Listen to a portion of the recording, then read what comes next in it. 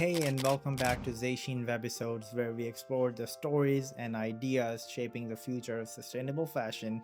I'm your host, Afreed Bud, the founder of Zayshin, a brand built on belief that elegance and sustainable belongs in every thread. Today, I'm excited to introduce a guest whose journey is anything but ordinary.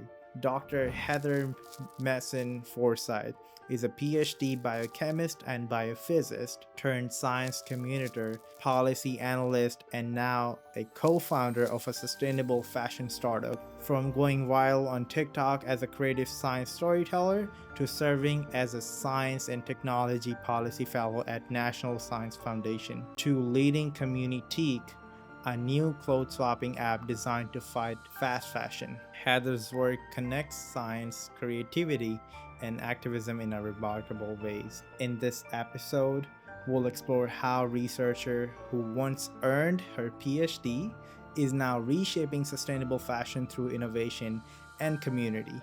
Together, we'll dive into the environmental cost of fast fashion, the role of creative communication in sparking change, and how practical solutions like clothes swaps can empower people to live more sustainably. This conversation is all about bridging worlds, science and style, creativity and activism, personal passion and global impact, and I promise you'll walk away not only inspired but with tangible ideas on how make your wardrobe part of the solution. So let's get started. So, yes, thank you so much, Heather, for joining us here on the Zayshin webisodes today. Thank you for having me. Oh, it is a pleasure, and it's gonna be a great conversation. I'm sure about that, and all the topics that we have to discuss today. It's gonna be awesome with all the knowledge and your experiences. It's gonna be something unique that we never did on our episodes before, because every guest come up with their unique qualities, unique experiences, and unique knowledge. So it's gonna be just awesome. So yes, please introduce yourself to the audience, and I would love to more know more about you. My name is Heather Mason Forsyth, and I am the co founder of Communitique, which is a new social meetup app for clothes swapping and donating clothes. Yes, wonderful. So how we're gonna start from the beginning. How you build your interest in fashion, or there was nothing, or how did you come up with the ideas with all this, and how you started? So I started this a couple of years ago with my wife, who's an engineer. And my background is actually in biochemistry and biophysics. I finished my PhD in that a couple of years ago. But my background is not necessarily in the sustainability space.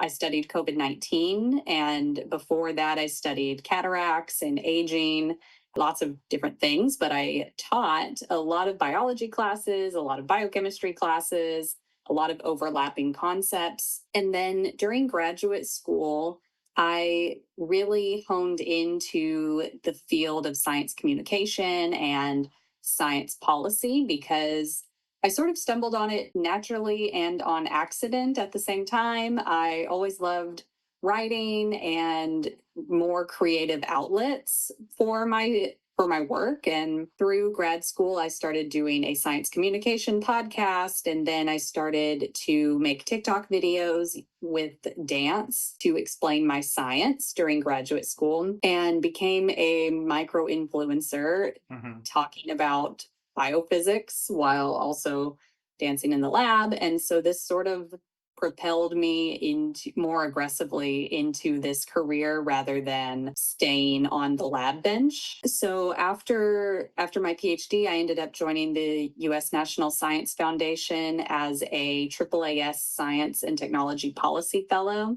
And what that essentially means is that this other science agency funded me to go work in the government to do what I did was work on storytelling and impact analysis of the federal government grants and investments that we make into scientists, mostly in the US. NSF is the main funder of US research, but also in other countries as well. And so I spent the last 3 years there, among doing various other things. Okay. I spent a lot of that time thinking a lot about how scientists make impact, how they actually take the knowledge that we have and what we learn and turn it into products or services or meaningful applications that cross this barrier of research to their community and or a larger community and make some sort of other impact. And so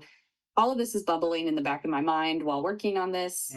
On the side, I just happen to love thrifting and secondhand fashion. It's like a big hobby of mine. And I started to get very angry and annoyed about how inaccessible secondhand fashion has often become. It's often more expensive than buying new, especially if the other option is fast fashion. And that just means that people who can't afford to shop at thrift stores or secondhand options, they have, if they need something, they have no other option that is sustainable. And simultaneously, I'm learning about all the downstream impacts of the fashion industry. It is responsible for about 10% of our global carbon emissions. That's like 3 times more than aviation and the shipping industry combined. And it's at every level of fashion. It's from production to creation to shipping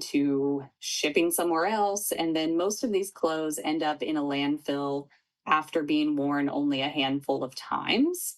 And we're at a point where we are spending more money and we're at a point where we are wearing more clothes than ever before, but for a less amount of time. And all of this is just making me very upset.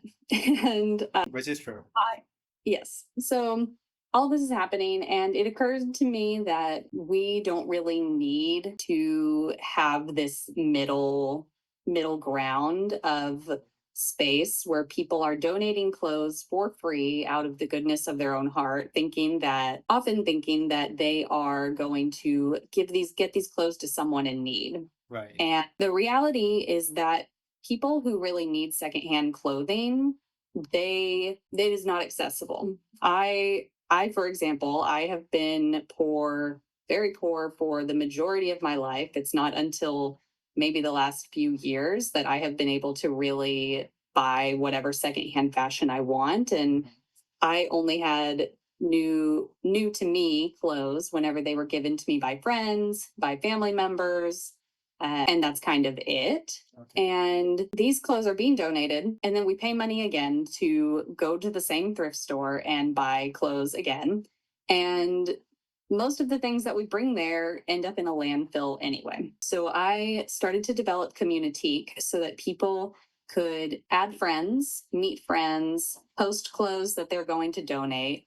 People who really want them can request them. And then you can chat together, meet up in your city, and actually, number one, for the people giving clothes, you like know who it's going to. You know for sure it's going to someone who really wants to wear it. You know it's not going into the trash. And if you're receiving it, you do not have to spend money on clothes that someone was otherwise going to give away for free anyway. And on top of that, I also really wanted to have this be fun and dignified and not a hey poor people here's clothes sad kind of a way. I think that this is a really fun alternative, and there's a better way to do things that actually treats fashion as community care rather than as this othering force in our world. Thank you so much, Heather. That's kind of an intro I was expecting when I asked you the first one to introduce yourself. And I didn't want to cut you off because you would just keep going and you start from the starting and end what you're doing right now in the present. And that was amazing. I mean, whatever you're doing with Communitique is Yes. absolutely amazing. I mean, it's such a unique idea and it's just awesome. We definitely gonna talk about that more. I have so many questions and whatever the things we have already discussed, we're gonna be going more in depth, and so people get to know what amazing thing you're doing, and how it's actually making a positive impact on the planet and people lives because both of them are getting safe. people can save their money, and of course the planet is not being getting more waste because we are repurposing, clothes swapping, and donating the right way, that as it should be. So thank you for that, but I'm going to start from the very first thing that you started with, by the viruses. So